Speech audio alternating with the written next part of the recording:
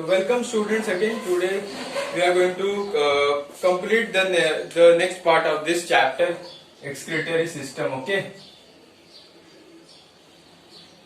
So in previous lecture we had studied the what is excretory system, or basically what is excretion. So it is the removal of nitrogenous waste substances from the body.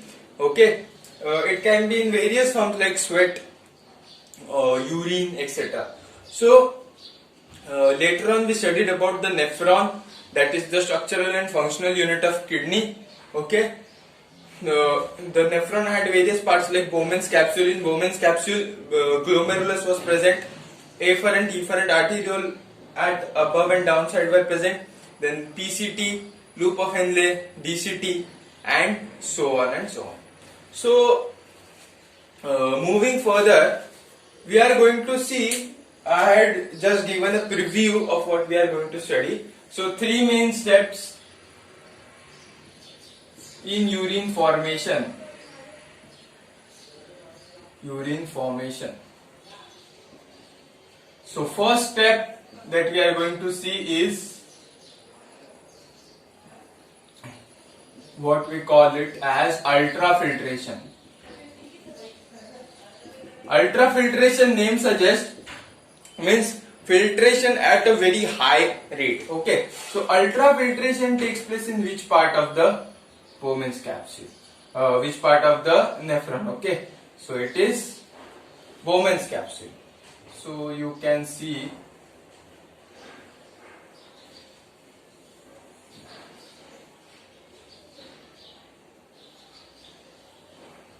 यहाँ पर आप देख सकते हो कि थोड़ा इसको और अच्छे से ऐसे बनाते हैं. हाँ, तो ये है अपना Bowman's कैप्सूल. ठीक है, ये है हमारा ग्लोमेरुलस.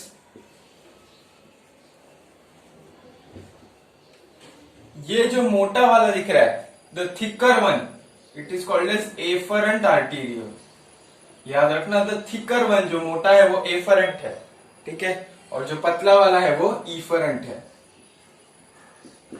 ठीक है, ये वाला ऐसा एंटर करता है और ये वाला ऐसा एग्जिट करता है. मैंने बोला था ए से आना, ए से एंटर, ई से एग्जिट, ई से इफरेंट. ओके, तो मैंने पिछले लेक्चर में बताया था कि एंड इसके बाद वो सब पीसीटी एंड वो सब कंटिन्यू होगा. ठीक है, तो ये मैं नहीं बताऊंगा. ठीक है, तो पिछली बार मैंने बताया था कि afferent arteriole is thicker and efferent is thinner. इसके पीछे रीजन क्या है कि जब बहुत सारा ब्लड एंटर करता है रीनल आर्टरी से, renal artery is an artery which enters the kidney. So renal artery जब कंटिन्यू होता है आर्टीरियल में, तो उसका नाम क्या है? Afferent arteriole. बहुत सारा ब्लड लेके आएगा, उसमें वेस्ट होगा, यूजफुल मैटर होगा, काफी कुछ होगा, वो सब लेकर आया जाएगा एफरेंट आर्टीरियल के थ्रू इस ग्लोमेरुलस में. ग्लोमेरुलस क्या है? कैपिलरीज है. Capillaries are the continuation of arteriole. तो क्या होगा कि इसमें बहुत ज्यादा फिल्ट्रेशन होगा, मतलब ultra filtration is due to very high amount of blood coming through this thick afferent arteriole. And देखो, यहाँ पे बहुत ज्यादा ब्लड आ रहा है, बहुत ज्यादा ब्लड आ रहा है, लेकिन जाने के लिए जगह बहुत छोटा है ना. मतलब जैसे एक घर है, ये घर है, ये इसमें आने का रास्ता बहुत बड़ा है, लेकिन जाने वाला रास्ता एकदम ऐसे छोटा है. तो क्या होगा? बहुत ज्यादा लोग एक साथ आ तो जाएंगे, लेकिन ज्यादा लोग जा पाएंगे क्या? नहीं. तो बहुत सारे लोग ऐसे अंदर घुस जाएंगे, मतलब क्या, अंदर चले जाएंगे या फिर इधर ही रह जाएंगे, है ना. कहने का मतलब क्या है कि जितना लोग आ रहे उतना लोग नहीं जा पा रहे. So that is the motto behind explaining this. So what I want to say is lot of blood, and in that blood useful waste and lot of materials come inside the nephron through the efferent arteriole. They get filtered very highly, मतलब बहुत ज्यादा filtration होता है, और उस filtration से जो जो, ठीक है, उस फिल्ट्रेशन से जो जो यूजफुल है वो यूजफुल मैटर एफरेंट आर्टीरियल के द्वारा वापस किस में जाता है? ब्लड में. किस में जाएगा? वापस किस में जाएगा, ब्लड में, और जो नॉन यूजफुल है फिर थोड़ा कम यूजफुल है वो फिल्टर होके ऐसा नीचे आ जाता है।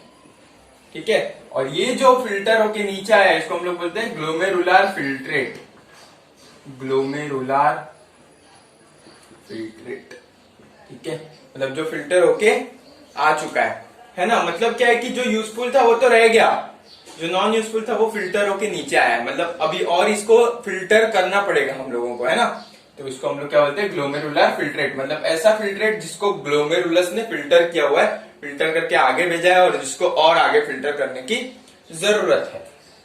ठीक है, तो यहाँ पर फिल्टर हो के अलग अलग सब्सटेंसेस आ जाते हैं, या फिल्टर हो के अलग अलग सब्सटेंस निकल जाते हैं और जो नॉन फिल्टर्ड है वो नीचे चले जाता है, या फिर ऐसा जो और ज्यादा वेस्टफुल है, जो वेस्ट मटेरियल है वो और नीचे ट्यूब्यूल्स में भेज दिया जाता है।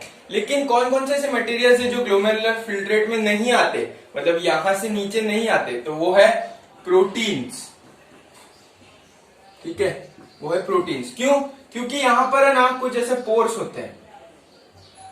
ठीक है, कुछ ऐसे छोटे छोटे पोर्स होते हैं जिसका नाम क्या है, इस पोर का नाम क्या है, पोडोसाइट्स। तो पोडोसाइट्स ऐसे छोटे छोटे होल्स है जिससे प्रोटीन का साइज बहुत बड़ा है एज कम्पेयर टू पोडोसाइट्स, तो प्रोटीन नीचे नहीं आ पाता, तो प्रोटीन इज नॉट फिल्टर्ड, है ना। नॉट फिल्टर्ड मतलब प्रोटीन जितना आया था उतना ही वापस चले जाता है ब्लड में। ठीक है, वो ट्यूब्यूल्स में नहीं आता। लेकिन कोई कोई केसेस में आ सकता है, जैसे कोई डिसीज हो गया, है ना, जैसे डायबिटीज वगैरह में ये पोडोसाइट्स का साइज बढ़ जाता है तो प्रोटीन भी एंटर करता है, प्रोटीन ये ट्यूब्यूल में एंटर करेगा, फिल्टर नहीं हो पाएगा अच्छे से और आगे निकल जाएगा, तो यूरिन में भी प्रोटीन आ सकता है कभी कभी, तो ऐसा हो सकता है। लेकिन इन जनरल बोल सकते हैं तो एफरेंट आर्टेरियल से lot of blood comes in and very little goes out, so there is a difference, high blood pressure, high amount of hydrostatic pressure and low amount of hydrostatic pressure means the pressure created due to fluids. So ये blood उसके अंदर fluids आ रहे हैं बहुत ज्यादा यहां से, लेकिन बहुत कम, तो there is hydrostatic pressure between. So यहां पर अगर मैं लिखूं तो what is the cause of ultrafiltration? Ultrafiltration क्यों होता है? कॉज क्या अल्ट्राफिल्ट्रेशन का? Hydrostatic pressure difference, hydrostatic pressure difference. Hydrostatic means, hydro means fluid या फिर वाटर, स्टैटिक मींस एक ही जगह पर रुक जाना, तो एक या फिर एक्यूमुलेट होना, तो वो एक्यूमुलेट जो फ्लूइड यहाँ पर हो रहा है उसमें प्रेशर डिफरेंस है, इसमें बहुत ज्यादा फ्लूइड है, इसमें बहुत कम है, तो एक प्रेशर डिफरेंस क्रिएट हुआ जिसकी वजह से यहाँ पर अब्जॉर्प्शन हुआ बहुत ज्यादा, अब्जॉर्प्शन या फिर बहुत ज्यादा फिल्टर होके ब्लड में चला गया, और जो फिल्टर नहीं हो पाया या फिर जो थोड़ा वेस्ट जैसा है उसको आगे ट्यूब्यूल में भेज दिया जाता है। अब इसके आगे क्या आएगा, पीसीटी आएगा, फिर लूप ऑफ इनलेट, डीसीटी, फिर कलेक्टर इंडक्ट, वैसा। सो इतना समझ आ गया, ultrafiltration is cause due to high amount of hydrostatic pressure difference. और ये हाइड्रोस्टैटिक प्रेशर डिफरेंस क्यों दिखाई दिया, क्यों है ये hydrostatic pressure difference? Due to less diameter of efferent, है ना, इफरेंट का डायमीटर बहुत कम है एंड और एफरेंट का बहुत देन एफरेंट। इसका थोड़ा ऐसा लिखते हैं, ये ब्लड में चला गया था। ठीक है, तो due to less diameter of efferent than afferent, इसको और अच्छे से ई को भी लिख लेता हूं, ये ए है, ये ई है। तो अल्ट्राफिल्ट्रेशन का कॉज है हाइड्रोस्टैटिक प्रेशर डिफरेंस, और हाइड्रोस्टैटिक प्रेशर डिफरेंस क्यों है ज्यादा? क्योंकि डायमीटर इफरेंट का बहुत कम है as compare to afferent. So this was all about ultrafiltration. Okay, and one more thing,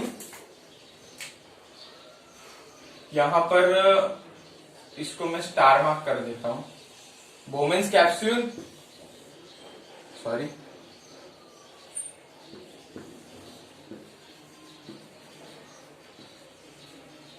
ठीक है। तो दो मैंने स्टार मार्क किया है, दिस एंड दिस, इसको हम लोग मिला के क्या बोलते हैं, यहां पर लिख लेता हूं, बोमेन्स कैप्सूल प्लस ग्लोमेरुलस, ठीक है, इसको हम लोग मिला के क्या बोलते हैं, मैल्फिजियन कॉर्पसल।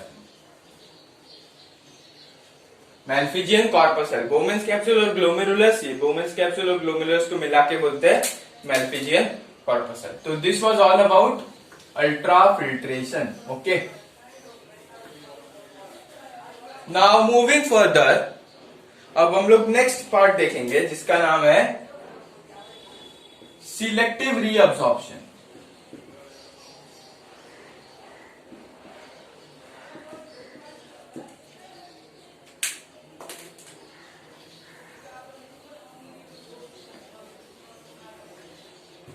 यहां पे लिखते हैं सिलेक्टिव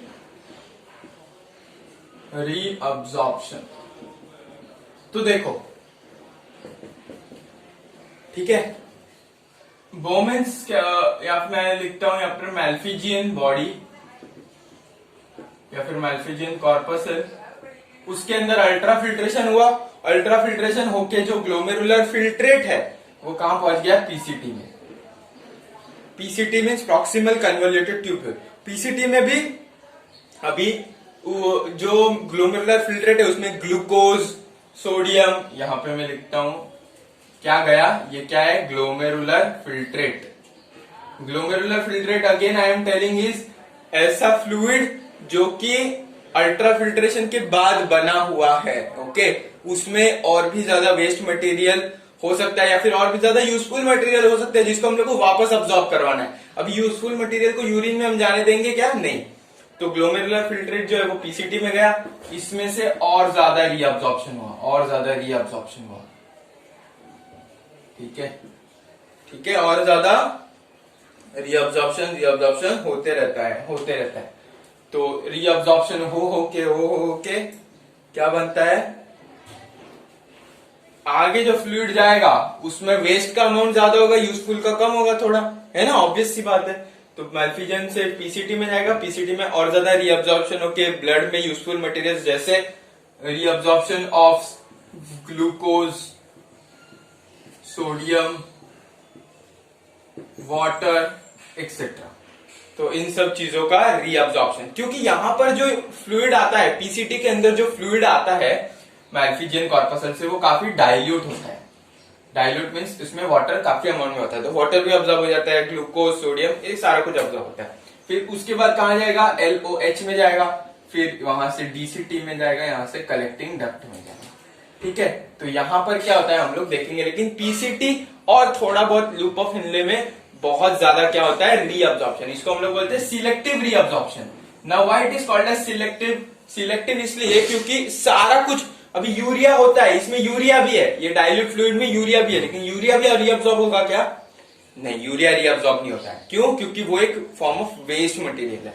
तो इसलिए क्या क्या, सोडियम, ग्लूकोज, वाटर, यही सब सिलेक्टिव मॉलिक्यूल्स ही रीअब्सॉर्ब होते हैं, इसलिए इसको हम लोग क्या बोलते हैं, सिलेक्टिव रीअब्सॉर्प्शन। ओके, ठीक है, तो ये था हमारा सिलेक्टिव रीअब्सॉर्प्शन।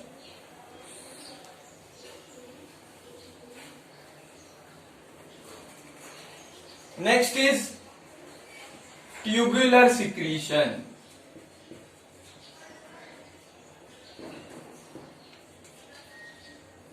ट्यूबुलर सिक्रीशन, तो थोड़ा हम लोग नेफ्रॉन का डायग्राम बना देते हैं।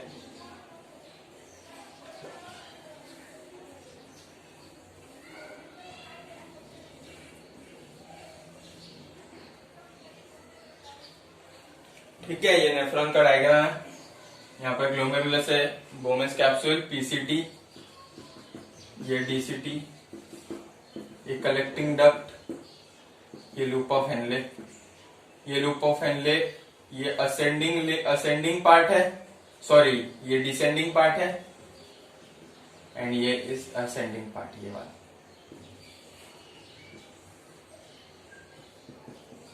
ये असेंडिंग वाला पार्ट, ये डिसेंडिंग वाला, ये डिसेंडिंग सॉरी, और ये असेंडिंग, ठीक है। तो पीसीटी में हमने देख लिया बहुत ज्यादा रीअब्सॉर्प्शन होता है, लूप ऑफ हेनले में भी थोड़ा बहुत रीअब्सॉर्प्शन होता है। लूप ऑफ हेनले का स्पेशल कैरेक्टरिस्टिक क्या है कि H2O अब्जॉर्प्शन बहुत ज्यादा करवाता है। अगर पूछा जाए कि सबसे ज्यादा reabsorption, the highest amount of reabsorption takes place in which part of the nephron, ठीक है, if the question is the highest amount of reabsorption takes place in which part of the nephron, then answer is PCT, because उसमें कितना होता है 70% reabsorption. लेकिन ऐसा question twist किया जाए कि the highest amount of water reabsorption takes place in, तो answer is loop of Henle, ठीक है, याद रहेगा। तो highest amount of water reabsorption बोला तो लूप ऑफ हेनले, लेकिन highest amount of overall reabsorption बोला तो पीसीटी, क्योंकि उसमें ग्लूकोज सोडियम सारा कुछ ऑब्जॉर्ब होता है, लेकिन इसमें मेजरली वाटर रीअब्जॉर्प्शन होता है, ठीक है। तो ये हो गया, और आगे बढ़ते हैं tubular secretion. Now what is tubular secretion? The tubules, the kidney tubules, that is the nephrons, will secret certain amount of ions, okay, ions, कुछ अमाउंट ऑफ आयंस जो है, जैसे पोटेशियम आयन है, फिर H प्लस आयन है, ठीक है। तो H प्लस आयन, पोटेशियम, इसको D को अच्छे से लिखते हैं, पोटेशियम आयन, हाइड्रोजन आयन, ये सब है ना एक्सटर्नल फ्लूइड, मतलब एक्सटर्नल एनवायरमेंट, मतलब नेफ्रॉन के बाहर जो इंटरस्टिशियल, नेफ्रॉन के बाहर जो फ्लूइड होता है उसको बोलते हैं इंटरस्टिशियल फ्लूइड।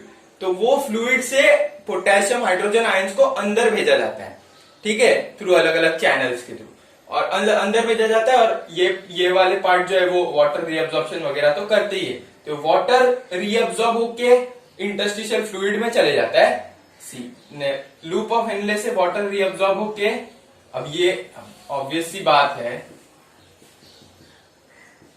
ग्लोमेरुलर फिल्ट्रेट के अंदर वाटर भी होगा, तो वाटर को रीअब्जॉर्ब होके इंटरस्टिशियल फ्लूइड में भेज दिया जाता है। और सिमिलरली उसके कॉम्पेंसेशन की या फिर भरपाई के लिए कुछ आयंस होते हैं, H plus ions, K plus ions, ठीक है, क्लोरीन के आयंस, उनको ट्यूब्यूल्स के अंदर भेज दिया जाता है। तो ऐसा लगता है कि ट्यूब्यूल वो सीक्रेट कर रहा है, या फिर कभी कभी ट्यूब्यूल खुद बाहर से आयंस को अंदर लेके आता है। अब वो क्यों लेके आता है? क्यों? क्योंकि उसको यूरिन का जो मीडियम है वो एसिडिक बनाना है। और तुम लोगों ने केमिस्ट्री में पढ़ा होगा, जितना ज्यादा H प्लस आयंस होगा उतना ज्यादा जो मीडियम है वो एसिडिक होता है ना। H प्लस आयंस बाहर से अंदर आता है, इसके अंदर ट्यूब्यूल के अंदर, and tubule contains glomerular filtrate which is going to be excreted out of the body when it contains maximum amount of waste material. तो और यूरिन को एसिडिक बनाने का रीजन क्या है कि वो इजीली एक्सक्रीट हो जाए बॉडी से, ठीक है। तो एसिडिक बनाने के लिए अलग अलग आयंस का सिक्रीशन होता है ट्यूब्यूल्स के अंदर, ठीक है। हम लोग इसको बोलते हैं टू मेंटेन आयोनिक बैलेंस, ठीक है। आयोनिक बैलेंस, आयन का जो बैलेंस है वो मेंटेन करने के लिए ट्यूबुलर सिक्रीशन से अलग अलग आयंस रिलीज होता है, और वो रिलीज होके डीसीटी, कलेक्टिंग डक्ट, वो सब में आ जाता है, और वहां से फिर वो आगे जाके एक्सक्रीट हो जाएगा, ठीक है। तो ये होता है ट्यूबुलर सिक्रीशन। ट्यूबुलर सिक्रीशन क्यों होता है? To maintain ionic balance so that the urine becomes more acidic and can be release very much easily. तो ये ज्यादातर ट्यूबुलर सिक्रीशन डीसीटी और कलेक्टिंग डक्ट में होता है, ठीक है। तो here we conclude with tubular secretion also. एक बात डिस्कस करना रह गया कि मान लो ये किडनी है, ठीक है, ये किडनी है, तो किडनी के अंदर नेफ्रॉन होता है ना, तो नेफ्रॉन कैसे होता है देखो,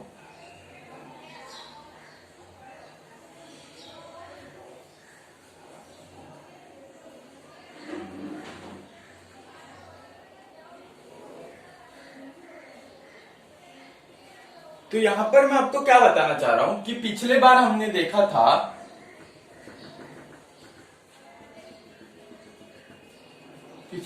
कुछ देखा था कि किडनी का जो आउटर वाला पार्ट होता है,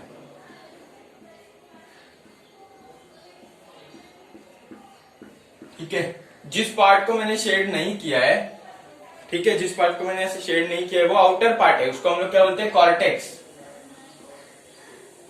एंड जो इनर वाला ऐसा शेड किया हुआ है उसको हम लोग बोलते हैं मेड्यूला। तो आपको याद क्या रखना है कि जो बोमेन्स कैप्सूल और जो पीसीटी है, बोमेन्स कैप्सूल,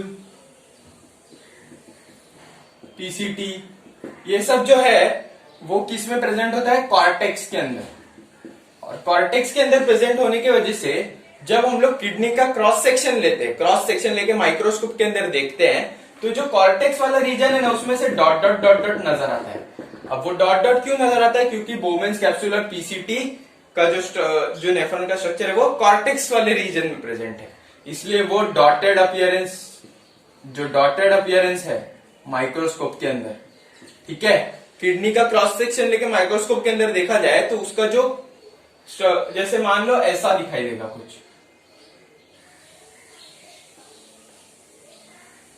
ठीक है, यहां पर ऐसा डॉटेड स्ट्रक्चर दिखाई दे रहा है, लेकिन वो डॉटेड बाहर की तरफ ही दिखाई दे रहा है। ऐसा इधर डॉटेड दिखाई दे रहा है क्या? अंदर नहीं। तो वो बाहर की तरफ क्यों दिखाई दे रहा है? क्योंकि कॉर्टेक्स वाले रीजन में मेनली नेफ्रॉन का बोमेन्स कैप्सूल और पीसीटी वाला पार्ट होता है, इसलिए दिखाई देता है। अगर इन जनरल में बात करूं, इन जनरल किडनी का बात करूं, ठीक है, तो बोमेन्स कैप्सूल, फिर PCT, loop of Henley, DCT and collecting duct.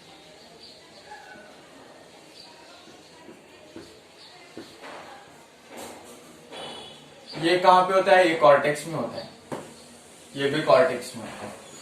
ये होगा मेड्यूला के अंदर, ये कॉर्टेक्स के अंदर होता है, ये कॉर्टेक्स और मेड्यूला दोनों के अंदर होता है। थोड़ा बहुत इसका पार्ट मेड्यूला के अंदर भी आ जाता है, ठीक है। तो ये इसको आप याद रखना।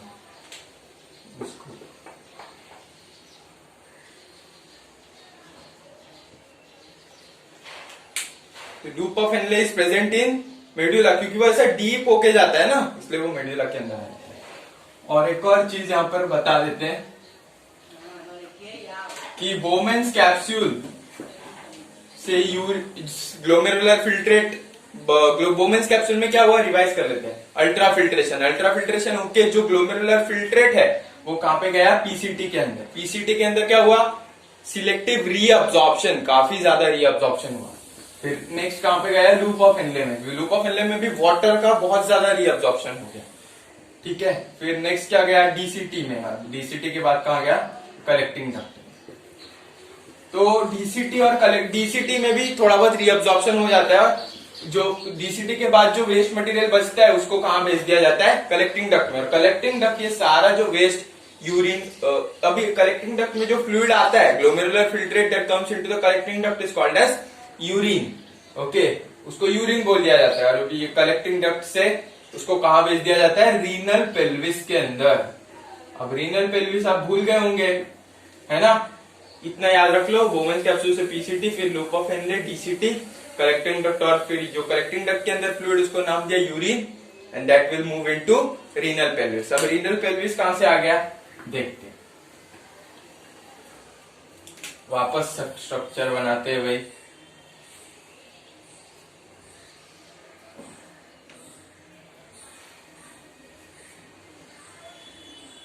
ठीक है, तो जब किडनी का स्ट्रक्चर हमने बनाया था तो आपने देखा होगा कुछ इस तरह से था। यहां पर ऐसे पिरामिड लाइक स्ट्रक्चर था,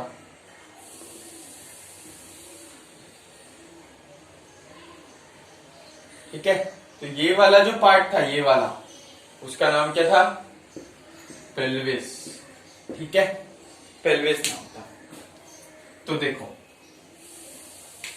यहां पर ऐसा कॉर्टेक्स वाले रीजन में मैल्फिजियन बॉडी कॉर्पसल या फिर बोमेन्स कैप्सूल होता है, फिर कंटिन्यू होकर पीसीटी होता है, फिर ऐसा लूप ऑफ हेनले ऐसा डीप जाता है ना, मेड्यूला के अंदर, फिर डीसीटी होता है ऐसा, फिर कलेक्टिंग डक्ट होता है इतना लंबा सा, जो कि कॉर्टेक्स और मेड्यूला दोनों के अंदर होता है। तो यहां से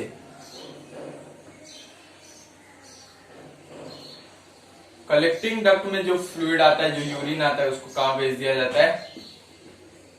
ये वाले रीजन में, ऐसा। तो ये वाला region is renal pelvis. Renal pelvis से फिर वो यूरिन जाएगा इधर और फिर जाएगा नीचे। ये क्या है? यूरेटर है ना, ऐसा स्ट्रक्चर बनाया था, याद है?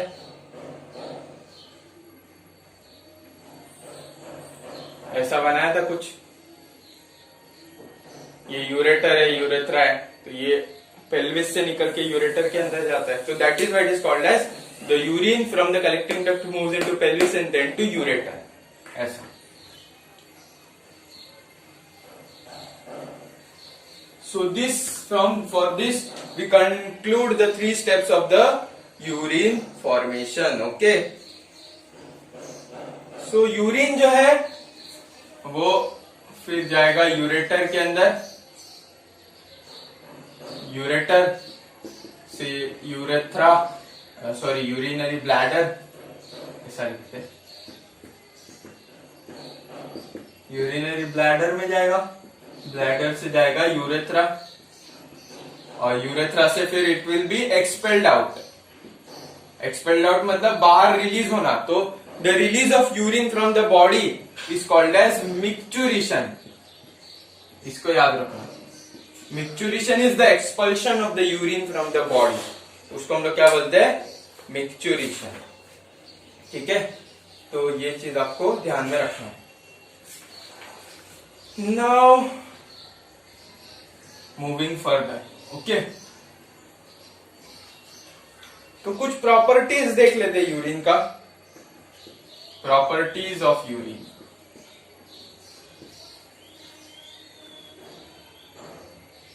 कलर, कलर कैसा होता है, पेल येलो। पेल येलो, अभी ये येलो क्यों होता है, due to bile pigments.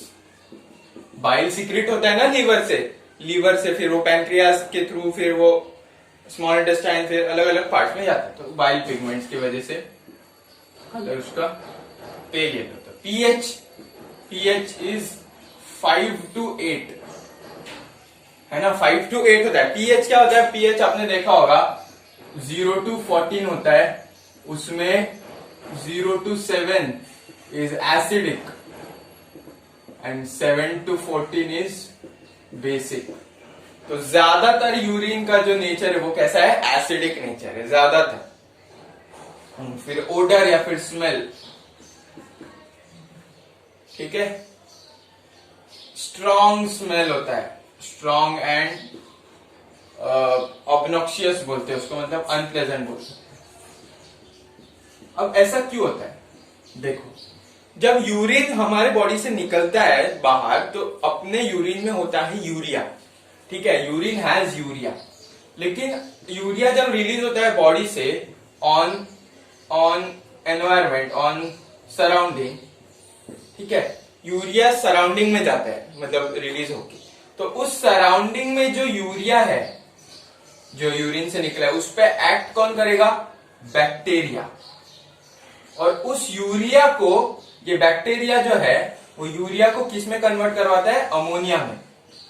And ammonia as a very strong smell, आपने अपने लैबोरेटरी में देखा होगा कि अमोनिया का स्मेल बहुत स्ट्रॉन्ग एंड अनप्लेजेंट होता है। इसी वजह से यूरिन का स्मेल भी स्ट्रॉन्ग एंड अनप्लेजेंट होता है। क्यों, क्योंकि urea that is present in our body does not have that much smell, but when the urine is released from our body, the atmospheric bacteria act on the urea and they convert that into ammonia.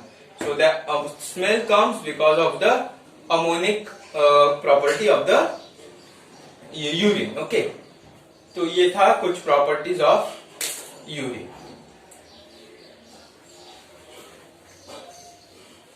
And और अगर देखें तो the amount in urine, ठीक है, urine में अगर amount देखा जाए तो 95% is water, 5% is solid material, solid या फिर वेस्ट मटेरियल्स, लाइक कुछ आयंस होगा, मेजरली यूरिया होता है, ठीक है, थोड़ा बहुत अमाउंट में अमोनिया भी हो सकता है, थोड़े अगर हुआ तो, या फिर नहीं भी होता है।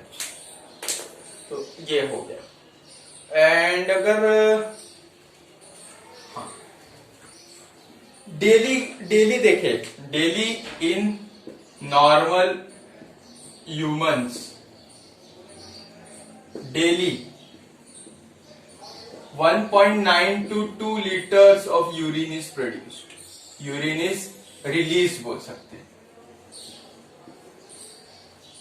ठीक है, कितना 1.9 to 2 litre of urine is release, ठीक है। एंड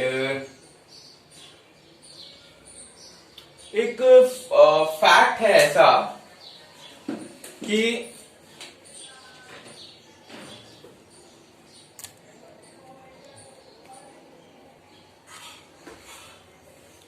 एक फन फैक्ट आपको बताता हूं मैं अभी यहाँ पर। मैंने यहाँ पर बोला कि नॉर्मली वन डे में 1.9 to 2 लीटर ऑफ यूरिन, मतलब 1.8 कंसीडर करते, चलो 1.8 लीटर यूरिन एक दिन में निकलता है बॉडी से, ठीक है।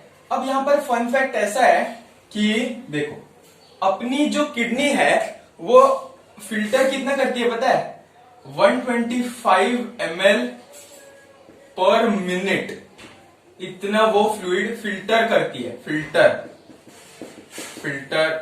ठीक है। तो इसका अगर हम लोग कैलकुलेशन करें तो 125 ml इन 1 मिनट, तो 60 मिनट में कितना होगा, 125 इंटू 60 करना पड़ेगा, ठीक है। तो that is somewhat 7005 ml per hour, ठीक है, 7005 ml पर आवर उसका आंसर आता है, ठीक है। अगर 7500 ml अप्रोक्सीमेटली उतना ही आएगा, आप देख लेना 1 आवर में, तो 24 आवर्स में कितना होगा x, तो x का वैल्यू कैसे निकालेंगे, 24 इंटू 7500 ml, ठीक है। तो इसका आंसर लगभग आता है 1,80,000 ml, ठीक है। अब इसको लीटर में कन्वर्ट करना है, तो 1,80,000 को डिवाइड करेंगे 1000 से, तो ये हो जाएगा 1 2 3 1 2 3, तो 180 लीटर्स। सोच सकते हो आप कि अपने बॉडी में फिल्टर होके जो फ्लूइड बनता है वो कितना फिल्टर होके बनता है, 180 लीटर्स। तो हम लोग 180 लीटर यूरिन रिलीज करेंगे बॉडी से, है ना। फिल्ट्रेशन रेट तो उतना ही है, तो इमेजिन करो 180 लीटर ये होता है, फिल्ट्रेशन रेट से बनना चाहिए, लेकिन बनता कितना है, 1.8 मान लो, है ना, 1.8 जो मैंने बोला। तो सोच सकते हो ओनली 1% इज रिलीज्ड, अदर 99% जो है वो रीअब्सॉर्ब होता है, रीअब्सॉर्ब, है ना। 180 का 1% कितना होता है, 1.8, है ना। तो 180 लीटर बनता है, उसका 1% मतलब 1.8 लीटर ही रिलीज होता है, बाकी रीअब्सॉर्ब हो जाता है। मतलब इतना ज्यादा रीअब्सॉर्प्शन कैपेसिटी होता है अपनी किडनी का, can you imagine, 99% is reabsorb.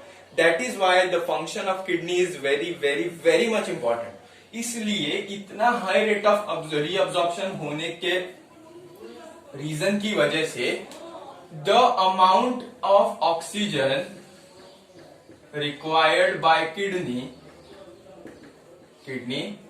is 6 to 7 times that of muscles, ठीक है। मतलब एक मसल को जितना ऑक्सीजन चाहिए उससे 6 से 7 गुना ज्यादा ऑक्सीजन किडनी को चाहिए होता है। तो ये इतना ज्यादा इंपॉर्टेंट चीज है, ठीक है। एक और चीज देखते हैं हम लोग, रेगुलेशन ऑफ किडनी आउटपुट और you can say urine output. कभी कभी क्या होता है, अपने बॉडी से यूरिन जो निकलता है उसमें वाटर का कंटेंट बहुत ज्यादा हो जाता है। तो वाटर कंटेंट ज्यादा होने की वजह से क्या हो सकता है कि वाटर कंटेंट ज्यादा होने की वजह से क्या हो सकता है, बॉडी से एक हार्मोन रिलीज होता है, ये है हार्मोन, ठीक है। इसका नाम है anti diuretic hormone. Now see, अब देखो यहां, डायूरेसिस मीन्स, डायूरेसिस इस वर्ड का मतलब क्या होता है, means excess amount of water in urine, ठीक है। डायूरेसिस मीन्स अगर मुझे यूरिन में बहुत ज्यादा वाटर रिलीज हो रहा है तो मैं बोलूंगा मुझे डायूरेसिस हो गया है, मतलब my urine contains a lot of water, जितना नहीं निकलना चाहिए, है ना। अगर ज्यादा यूरिन से ज्यादा वाटर निकल गया तो डिहाइड्रेशन हो जाएगा। तो डायूरेसिस में excess amount of water in urine. तो ये होने की वजह से बॉडी से एक हार्मोन रिलीज होता है जिसका नाम है ADH, means anti diuretic hormone. Anti means opposite, oppose करने वाला, है ना। डायूरेटिक मींस डायूरेसिस को अपोज करने वाला। तो डायूरेसिस को अपोज करने वाला, है ना, मतलब डायूरेसिस को रोकेगा, तो इसलिए इसका नाम है anti diuretic hormone.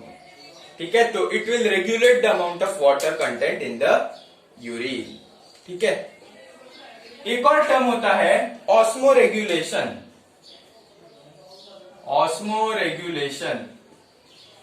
Osmo term will be use for concentration of solutes, है ना।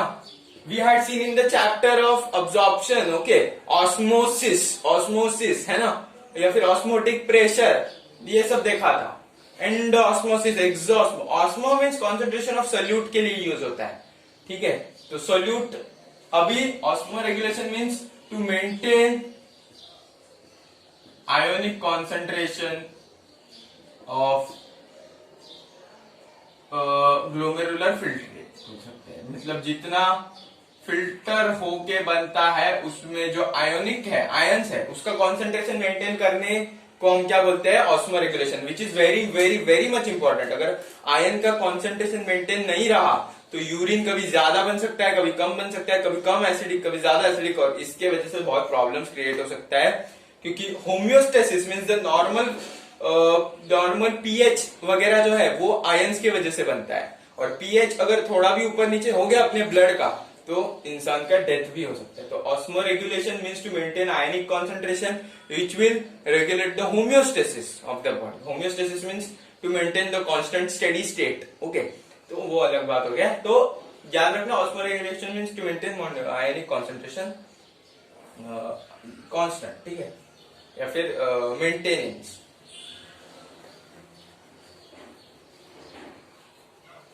और हाँ, अबनॉर्मल कंटेंट्स ऑफ यूरिन के बारे में थोड़ा सा देखते हैं। अबनॉर्मल कंटेंट्स ऑफ यूरिन मतलब कभी कभी हमारा यूरिन टेस्ट भी होता है, जब हम लोग का तबीयत ठीक नहीं होता है तब यूरिन टेस्ट वगैरह होता है। तो क्यों होता है, कभी कभी यूरिन में क्या आ सकता है, ग्लूकोज आ सकता है, कभी कभी क्या आ सकता है, प्रोटीन्स आ सकता है यूरिन के अंदर, है ना, कभी कभी ब्लड भी आ सकता है, या फिर कभी कभी कीटोन बॉडीज करके एक होता है, ketone bodies. Ketone are organic molecules, ठीक है, ऑर्गेनिक मॉलिक्यूल्स है और उसका छोटा छोटा स्ट्रक्चर बनता है जिसका नाम है कीटोन बॉडीज, वो भी आ सकता है। तो these are the abnormal contents of urine. जैसे डायबिटीज वाले पेशेंट्स के बॉडी में ब्लड ग्लूकोज लेवल रेगुलेट नहीं हो पाता क्योंकि इंसुलिन नहीं होता, तो ब्लड ग्लूकोज लेवल रेगुलेट नहीं हो पाएगा तो वो वेस्ट के बॉडी को लगेगा कि वो वेस्ट है, तो वो वेस्ट बन के यूरिन में आ सकता है। मैंने वही बोला कि प्रोटीन्स, कभी कभी वो पोडोसाइट्स जिसका नाम लिया उसका पोर बड़ा हो जाता है तो यूरिन में प्रोटीन आ सकता है, कभी कभी ब्लड भी आ सकता है यूरिन में, कभी कभी वो फिल्टर नहीं हो पाता अच्छे से। कीटोन बॉडीज भी डायबिटिक पेशेंट्स में ही दिखाई देता है कभी कभी ग्लूकोज के साथ साथ। तो these are the abnormal contents of urine that can occur inside the body, okay.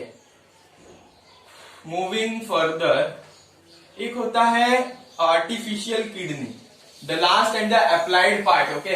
Applied part कौन सा है, artificial kidney. Artificial kidney means dialysis method, dialysis. तो डायलिसिस में क्या किया जाता है, जो बॉडी का जो पूरा फ्लूइड है ना, उसको एक मशीन में डाला जाता है। The whole body fluid is circulated, है ना, जो बॉडी का जितना भी फ्लूइड है उसको सर्क्यूलेट किया जाता है into machines that functions as a kidney. मतलब वो मशीन वो किडनी की तरह फंक्शन करता है, मतलब वो फ्लूइड को ये करता है, फिल्टर करता है, आयन के बैलेंस को मेंटेन करता है, और वही फ्लूइड को वापस कहां पे लाया जाता है, back to the body. Means kidney failure, किसी किसी को किडनी फेलियर होता है तो किडनी फेलियर में क्या करते हैं, वो डायलिसिस करवाते हैं, जिसके कारण जो बॉडी का जो फ्लूइड है जो फिल्टर नहीं हो पा रहा है वो मशीन फिल्टर करके वापस भेज देता है बॉडी में। एंड एक और चीज मैंने बताया था, लास्ट चीज मैं यहाँ पर बताना चाहता हूँ कि आपको मैंने बताया था कि एक किडनी पे भी इंसान जिंदा रह सकता है। क्यों? क्योंकि देखो यहाँ पे 1 kidney has about 1 million nephrons. मतलब क्या है कि एक किडनी में 10 लाख नेफ्रॉन होते, 10 लाख। ठीक है, तो एक किडनी से भी ज्यादातर एक किडनी से भी काम चल जाता है। लेकिन what is the catch in this, as the age progresses, जैसे जैसे इंसान का उम्र बढ़ते जाता है, जैसे 40 क्रॉस करता है, 50 क्रॉस करता है, 60, तो 40 से 50 के बीच में 1% नेफ्रॉन जो है वो डिस्ट्रॉय हो जाता है बॉडी के अंदर। मतलब वो माल फंक्शन या फिर ठीक से फंक्शन नहीं करता 40 के बाद वाली एज में, क्योंकि इम्यूनिटी भी कम हो जाता है धीरे धीरे बॉडी का। तो 40 से बाद में बॉडी में जितना भी नेफ्रॉन है उसका 1% डिस्ट्रॉय। जैसे ये एक किडनी है, ठीक है, एक किडनी, इसमें 10 लाख नेफ्रॉन था। What is the 1% of 10 lakh? 0.1 lakh.